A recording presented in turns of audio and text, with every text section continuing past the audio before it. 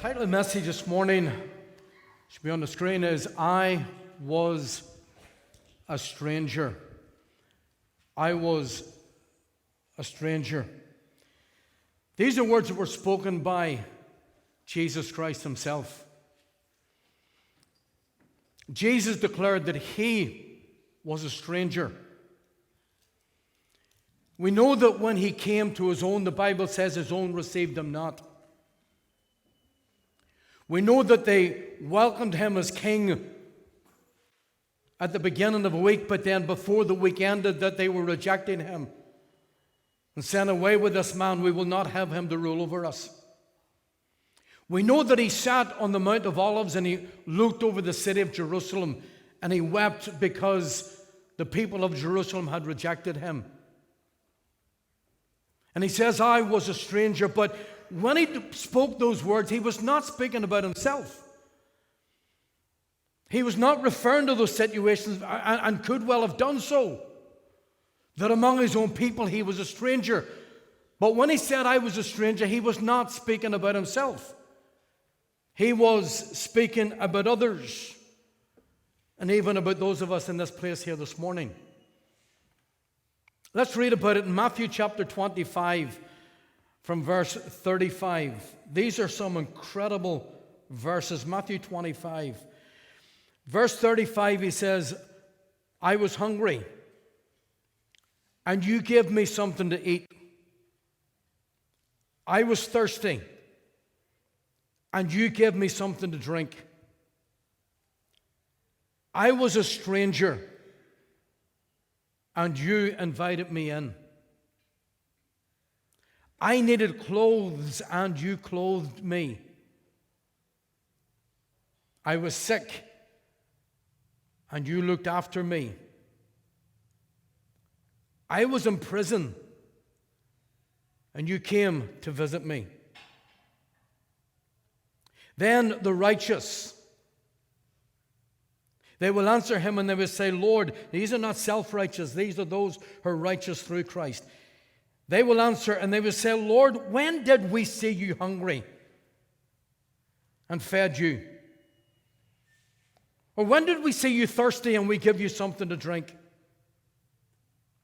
When did we see you a stranger and invite you in? When did we see you needing clothes and we clothed you? When did we see you sick or in prison and go to visit you?" The king will reply, "Truly I tell you that whatever you did for one of the least of these brothers and sisters of mine, you did for me." Then he will say to those on his left, "Depart from me." This is another group of people. "Depart from me, you who are cursed, into eternal fire prepared for the devil and his angels. For I was hungry, and you gave me nothing to eat. I was thirsty, and you gave me nothing to drink. I was a stranger, and you did not invite me in. I needed clothes, and you did not clothe me. I was sick and in prison, and you did not look after me." They will also answer, "Lord, when did we see you hungry or thirsty or a stranger or needing clothes or sick or in prison and did not help you?" And he will reply, "Truly I tell you that whatever you did not do for one of the least of these, you did not do for me." And Jesus is saying two things here. He's saying, whatever you did for the least of these, you did for me. And then he says, whatever you did not do for the least of these, you did not do for me. He's saying that when you reached out to the stranger, you were reaching out to me. When you failed or you refused to reach out to the stranger, then you were failing and refusing to reach out to me. And Jesus was actually putting himself in the place of those that he was speaking about, putting himself literally in their place. I am that person. I am that person who's hungry. I am that person who's thirsty. I am that person who's homeless and who's cold. I am that stranger. I am that person who is suicidal. I am that person who's weeping over their child who's now fighting for his life. I am that person. He literally puts himself in their place. And he says, if you did it to them, then you're doing it unto me. But if you refuse to reach out to them, then you're refusing to reach out to me. He literally puts himself in their place. And he's saying, I am that person. He was saying himself and others. I am that stranger. I am that person that's sick. I am that prisoner. Now, if we see Jesus in us, and we heard about that today, Jonathan mentioned that as he was praying. God in us. If we see Jesus in us, and he is, and if we see ourselves in him, Paul says, he in us and we in him. So if we see ourselves in him, and we see that he's in us, then when Jesus says that he sees himself in others, then we also should be seeing ourselves in others. See, Jesus never wanted to stop with him. We are his body on this earth. We are his representatives.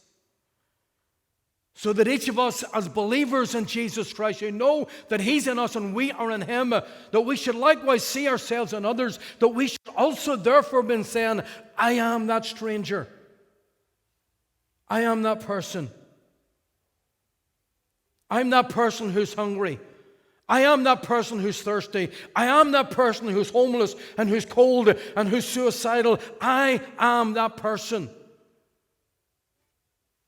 As Christians, as believers, we should not just become a bunch of church attenders and hymn singers, song singers, sermon preachers, and so on. We're called to truly represent Jesus and to see ourselves in others as he sees himself in others. See, if Jesus is the Son of God, and he is just that, but if he is the Son of God, became flesh and dwelt among us, that's what he did. He literally became flesh and dwelt among us. And if he, though he was God, made himself of no reputation and took upon himself the form of a servant, lived among men as a servant to men, then how much more should we? As those who declare that we are the sons and daughters of God, how much more should we? How much more should we who know and believe that we are created in the image and the likeness of God? How much more should those of us who know that we are destined to be conformed to the image of Jesus Christ, how much more should we not only walk among our neighbors and reach out to them as servants and bless them in certain ways and pray for them when they're sick and so on, but how much more should we see ourselves in those very people that we are called to reach, because that's what Jesus did. He saw himself in them. I am that stranger. Whether they're hungry or their stomachs are full, we should see ourselves in them. Whether they're thirsty or they have more than enough to drink. Whether they're cold due to a lack of clothes and blankets or unable to top up their meter. Or whether they're those who have money enough to burn, and there's some of those.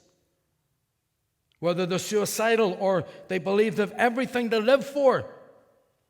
Regardless of their circumstances, The fact is, we are called to be Jesus to those who need him.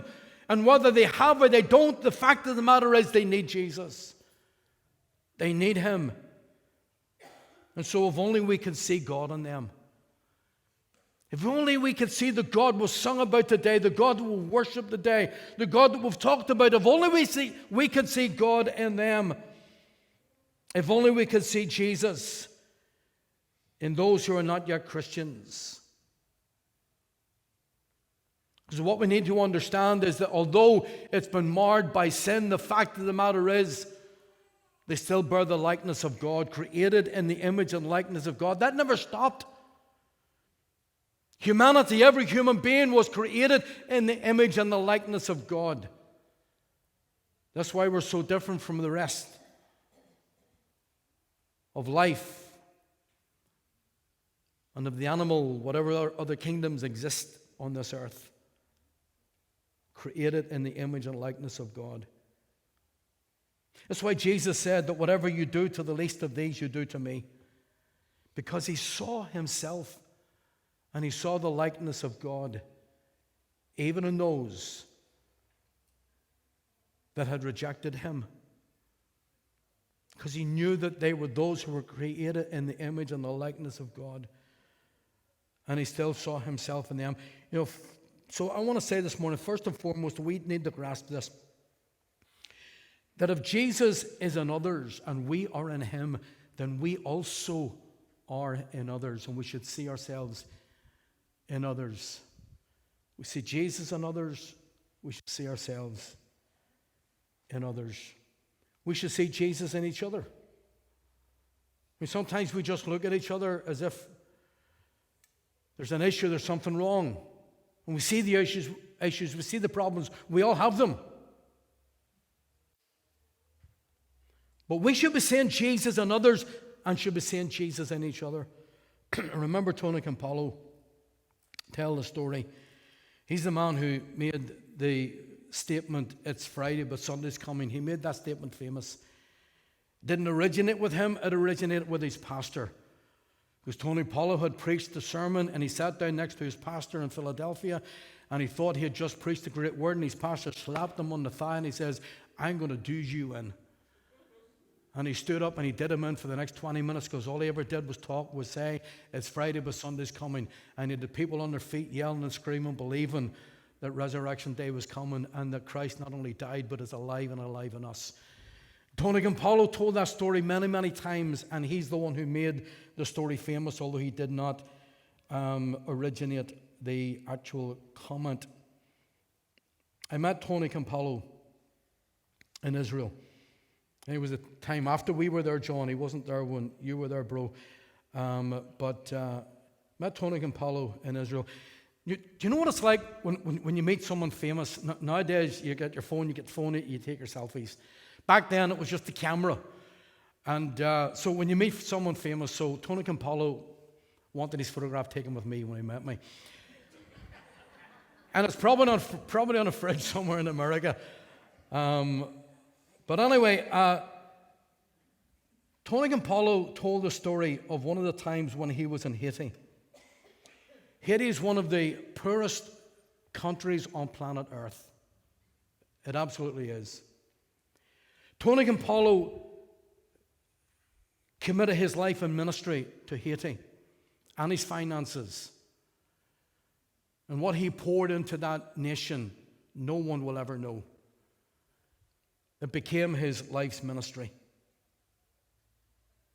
And he told the story how that one time when he was leaving, people would often come and wave him off and so on and get on a little plane and fly off back to the US.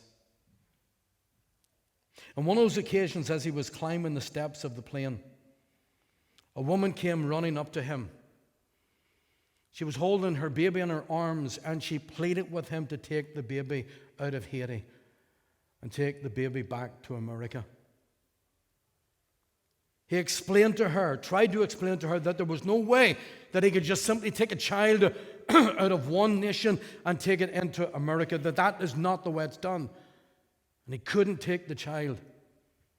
She pleaded with him. Tony Campolo finally raised his voice, and I think he said that he put his hand on her in order to hold her back. He got into the plane, shut the door. The steps were pulled away from the plane, and it began to move. And as it was slowly moving, he looked out the window, and running alongside the plane was this mother with her child, and she was looking up at the window, and she was still pleading with him to stop, to take the baby back to America, because she knew that the child would do much better in the USA. And he said at that moment, as he looked into the face and the eyes of that woman, he heard the voice of God say, "That's my son. That's Jesus she's carrying." And he said, "I wept." He wept as the plane took off. Not that he could have done much, we understand that, but he failed to see Jesus even in the child. And that was the lesson that he took from it, that in every human being we need to see Jesus. And so that's why I say that first and foremost, we need to see Jesus in others. Not just the issues, not just the problems, not the politics, not the religion, not the color, not even the lifestyle. But we need to see Jesus in others. We also need to see Jesus in us. And we need to understand that when we're looking at someone, that we're looking at someone who's created in the image and the likeness of God. Which is why Jesus also said, "Do to others what you would like them to do unto you." Treat others the way that you would like them to treat you. See God in them, see Jesus in them, even see yourself in them, and treat others the way you would like them to treat you. It's like a saying, if you don't want anyone stealing from you, then don't you steal from others. You find something in the street and it's not yours, you get it to whoever it belongs to.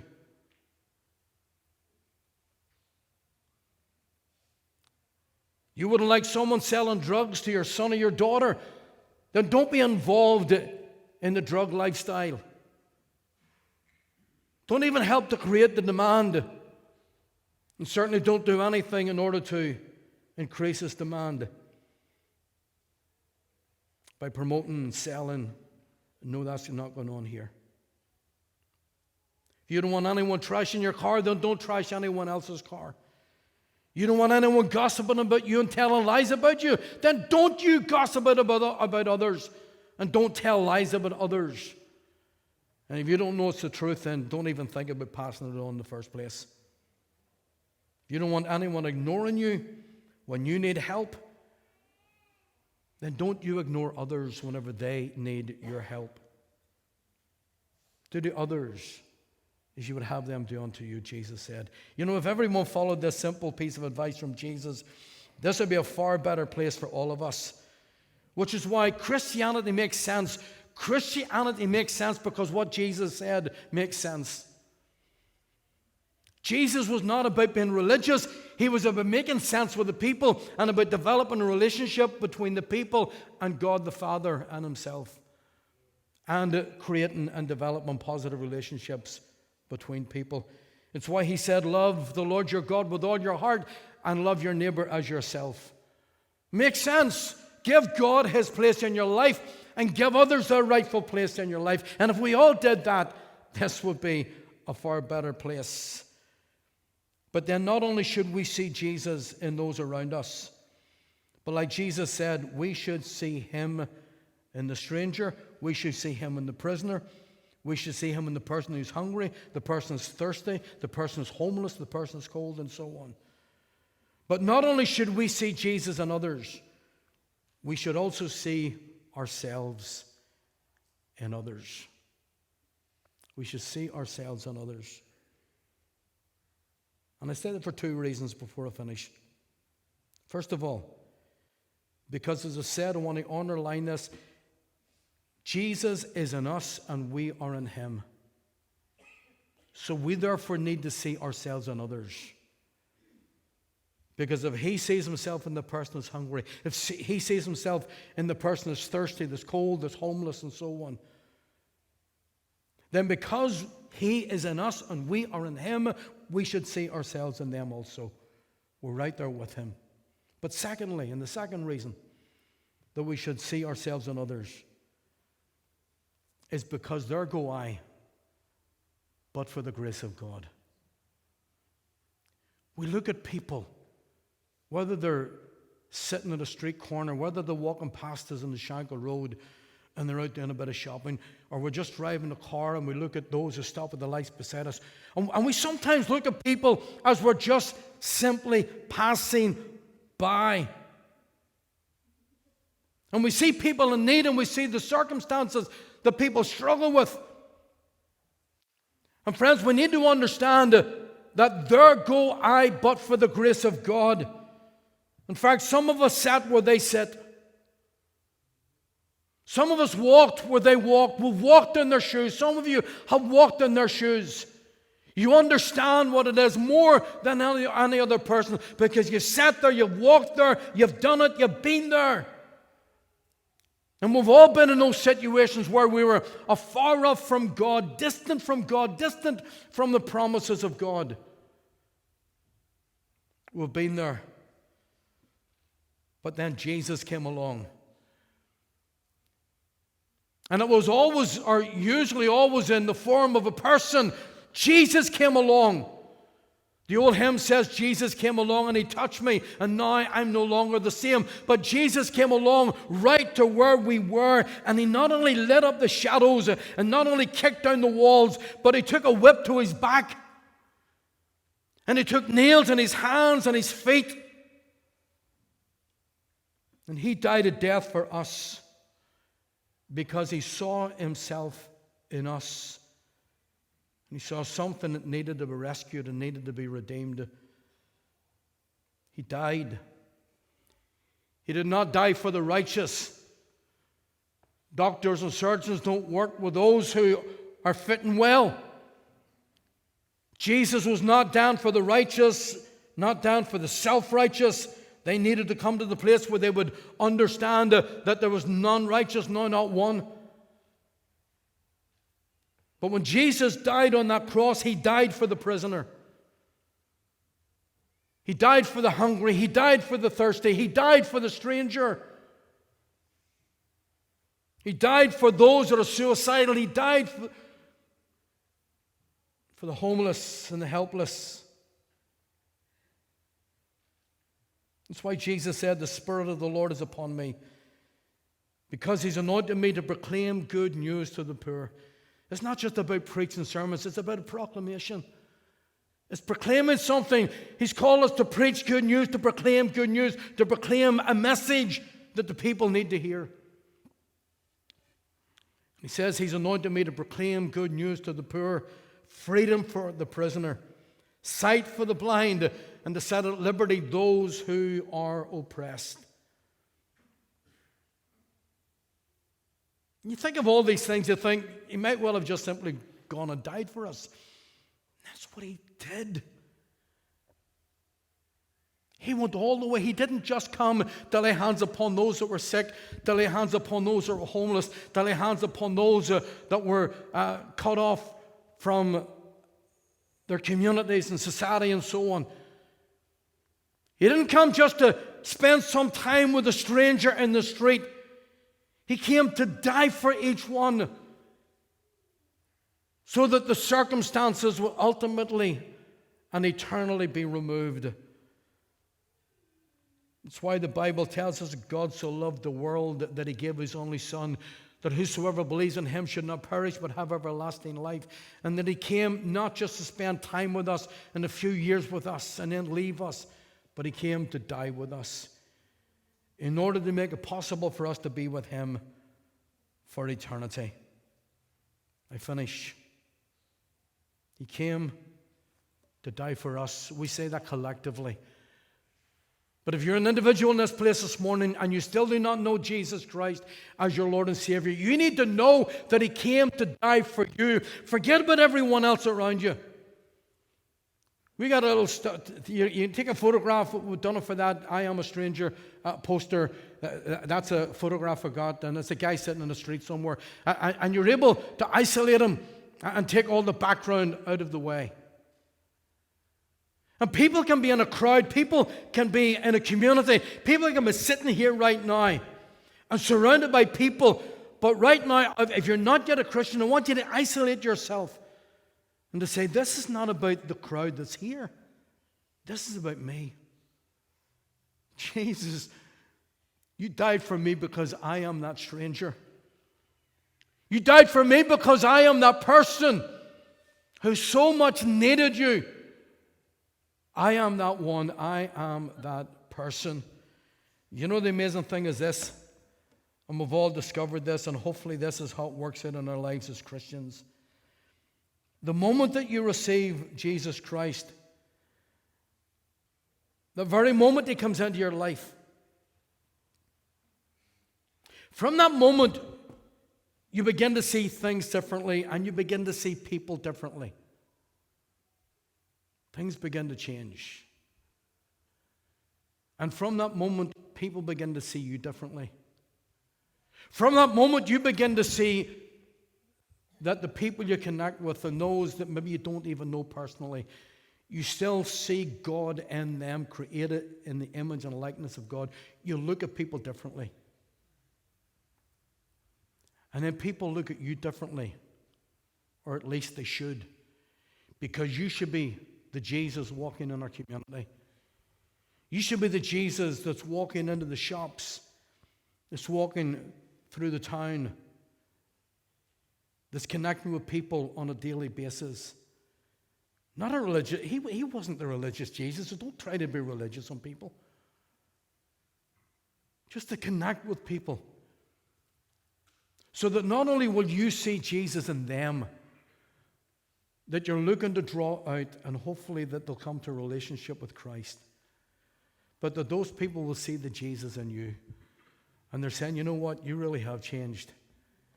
You really are a person who's put your trust in Jesus because we can see Him in you. And I trust that that is true for those of us in this church and every other church. That as Christians that we're saying, we want to walk a life where we acknowledge that we are that person. As Jesus sees Himself in them, so we will also see ourselves in them. I am a stranger. I am that stranger. But that person can also look at me and see Jesus in me. Not because I'm a perfect person, but they know there's something of Christ in me. And that they likewise will desire to have that Jesus and walk with Him. Jesus says, I was a stranger. Let's take that personally today and say, I am that stranger. And let's see God in them and let them see Christ in us.